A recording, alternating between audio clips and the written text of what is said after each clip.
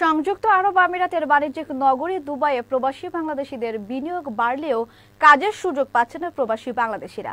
অভ্যন্তরীণ ভিসা পরিবর্তন ও দেশ থেকে আসার কোনো সুযোগ না থাকায় বাংলাদেশিরা হারাচ্ছেন এই সুযোগ। প্রবাসী উদ্যোক্তাদের ইচ্ছা থাকা সত্ত্বেও দেশের মানুষদের কাজের সুযোগ করে দিতে পারছেন না বলে জানান দুবাই প্রবাসী ব্যবসায়ী নাজমুল হাসান মিন্টু।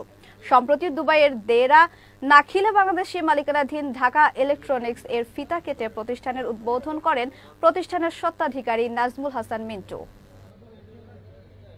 ব্যবসা এবং কনস্ট্রাকশনের ব্যবসা আছে, এর পাশাপাশি ইলেকট্রনিক্স এই জন্যই শুরু করছি যে এখন পৃথিবীটাই ডিজিটাল, সবার হাতে হাতে মোবাইল, ল্যাপটপ সবকিছু এই ধরনের জিনিস থাকে, সেই দিকে লক্ষ্য করে এবং আমাদের বাংলাদেশি প্রতিষ্ঠান হিসেবে আমরা এখানে এই দোকানটি উদ্বোধন করলাম। বাংলাদেশি ভিসা বন্ধ, সেই কারণে আমরা তো বাংলাদেশ থেকে লোক আনতে পারতেছি না, তাই আমাদের এখন অন্যান্য দেশের মুভ করতে হবে।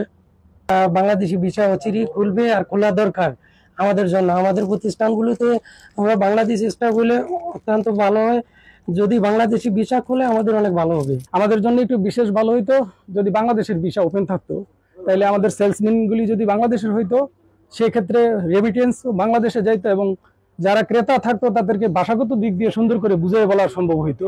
ঈদুল আজহা সামনে রেখে আমরা ঢাকা ইলেকট্রনিক্স যে গ্র্যান্ড ওপেনিং আজকে শুরু করলাম। তো আজকে থেকে শুরু করে ঈদুল আজহার আগ পর্যন্ত স্পেশাল অফার সবার জন্য থাকবে। দোকানটা এখনই আপনার ওপেনিং হইলো। আমি ফার্স্ট টাইম দোকানে আসলাম, অন্যান্য শপের মধ্যে গিয়েছি ফোন কেনার জন্য, বাট অন্যান্য দোকান চেয়ে দোকানে রিজনেবল প্রাইস মধ্যে পেয়েছি। অন্যান্য দোকান থেকে দাম 50 গ্রাম কমের মধ্যে আছে। স্বল্প মূল্যে এখানে ভালো সামগ্রী পাচ্ছি, মোবাইল অ্যাক্সেসরিজ। ঈদ উপলক্ষে আমরা অনেক ভালো অফার পেয়েছি।